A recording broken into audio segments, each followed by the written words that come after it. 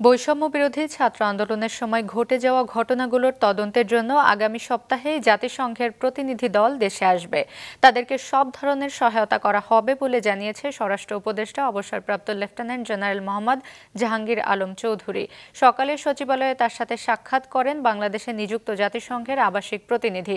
পরে উপদেষ্টা সাংবাদিকদের জানান, আইন শৃঙ্খলা পরিস্থিতি উন্নয়ন ও কৃষির উৎপাদন বাড়ানোতেই তিনি এখন গুরুত্ব দিতে চান। এছাড়াও রোহিঙ্গাদের খাওয়া পড়ার জন্য জাতিসংঘের সহায়তার প্রয়োজন রয়েছে বলে আবাসিক প্রতিনিধিকে জানানো হয়েছে, তবে প্রত্যাবাসনের ব্যাপারে কোনো কথা হয়নি। আমরা রোহিঙ্গা যে একটা বড় ধরনের আমাদের একটা সমস্যা, এটা নিয়েও ওনারা আলাপ করছিলেন।